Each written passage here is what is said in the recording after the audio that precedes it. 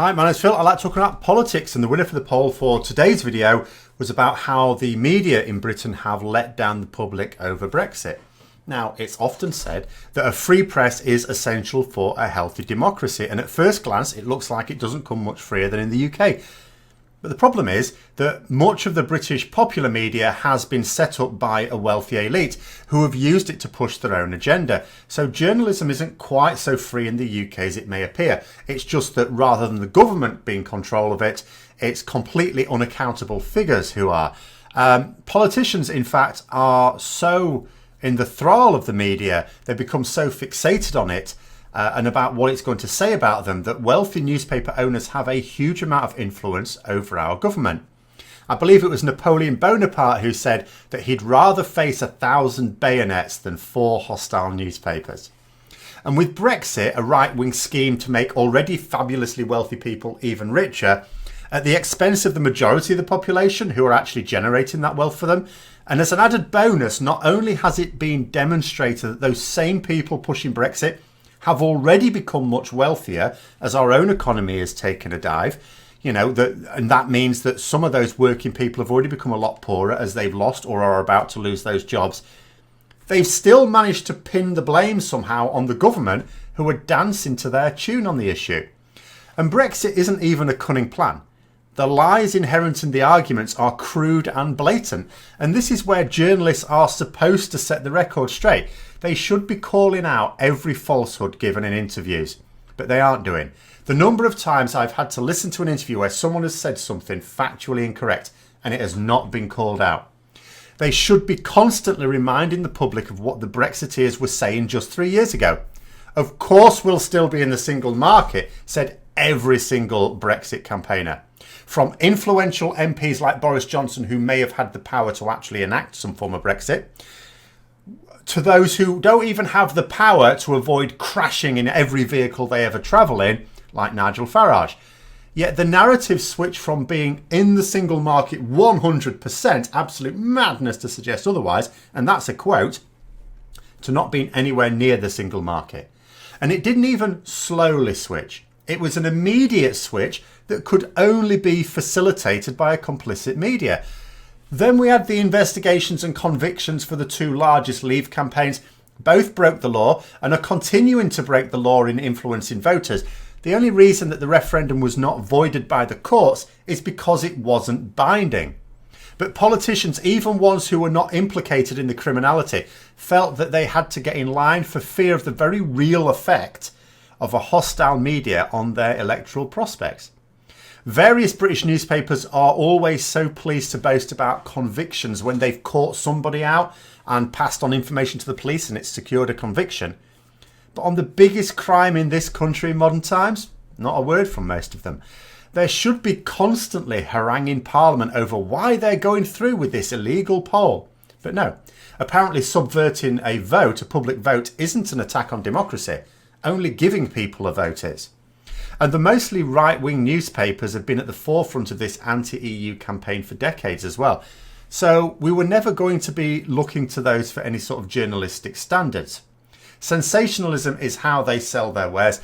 And if there's some sensational news that they'd like to suppress, like, say, I don't know, a load of people marching through London, then they'll just write headlines on something else, like about a cat stuck up a tree. And if they can somehow work into it some outrageous outfit that a bimbo on the telly was wearing, all to the better. But what has increasingly appalled me personally is the BBC. Now, let's be clear. The BBC is a publicly funded body. We are basically paying a tax for it. This is not usual in a lot of countries.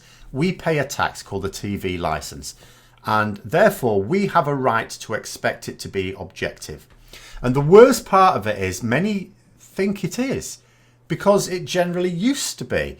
Now, a lot of people are well aware that newspapers are unashamedly biased, even when they read them. People are drawn to certain newspapers specifically because it won't challenge their prejudices, and they know that. But anti-Beeb is supposed to be reliable, above petty politicking. One thing that particularly infuriated me this last week was they pulled a programme, a political satirical programme on Friday, because it featured the leader of the new Remain party, Change UK.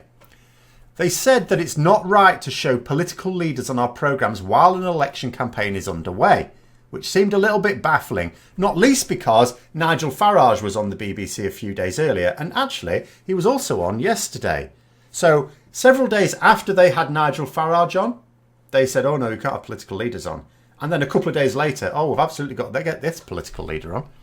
And I mean, it's so overtly biased. And the BBC has been that way towards the Conservatives for some time, but it has never been as blatant as this. For years, it's appalled me that you would see, for example, senior members of the political news team socialising with senior Conservatives.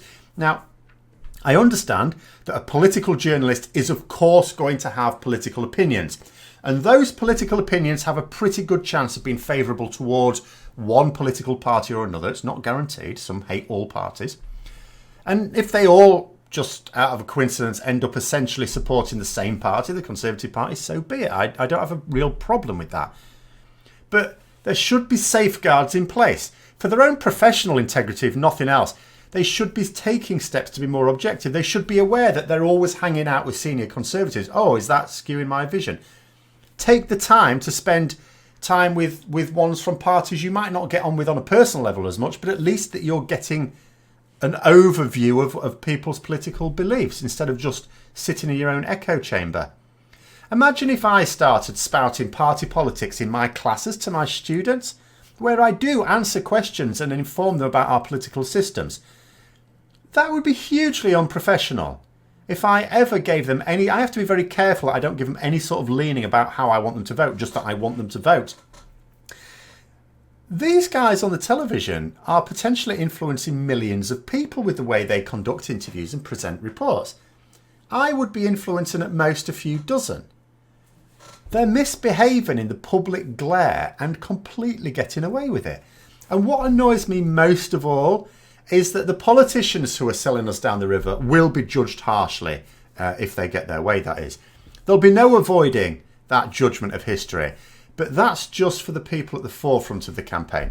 The writers, editors and the owners of the media organisations who have not only allowed it to happen, but encouraged it, they're never going to be held to account. That's what I find most distressing.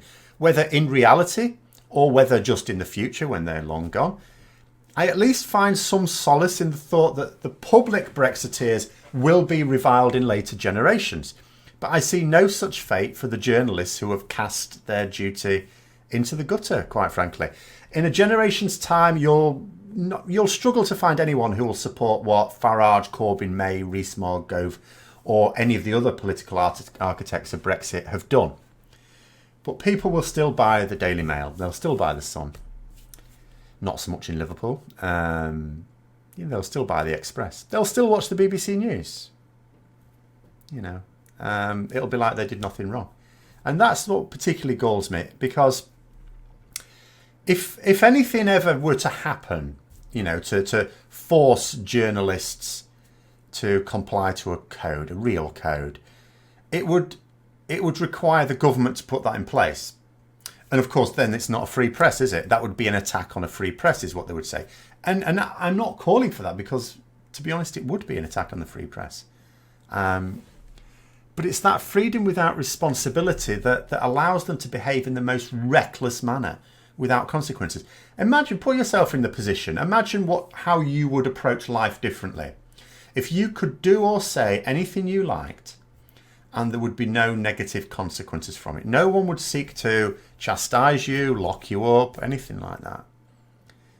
Maybe the worst that would happen is someone would charge you a £5 for doing it. They'll fine you £5. An amount that you would find easy to pay at worst. Imagine how you'd live your life differently. And that's, and I also think as well, I know a lot of people look at the situation in the UK and in the US where, although it's a different scenario, it's caused by the same thing essentially. And they think perhaps in some other countries, no, it couldn't happen in this country because we've got this in place and that in place. But I'm not sure you do. I'm not sure any country really does, because a free press is essential as part of a free society. And if someone decides that they want to attack a country and they see building up a media organisation as being a way to do that, I don't really think there are any safeguards against it, because there can't be. Because if you have anyone, by definition, controlling the press, it's not a free press. And if you don't have a free press, how can you be sure that anyone is calling the government to account? But the problem is, we have in the UK a free press in theory, but it's not actually free, because it's just been controlled by people who are not accountable. And it's badly letting the people of this country down, who don't even realise it. And that's what I find quite galling. But anyway, those are my views on it. I could have gone on for a very long time. I will stop there. Let me know your views down below as well. In particular, let me know whether you think it's a worry in your country if you're from outside the UK, or if you're not concerned, what gives you that confidence as well. Hope you found the video interesting. If you did, don't forget to click the like button. Subscribe for further content. Until next time, I'll see you later.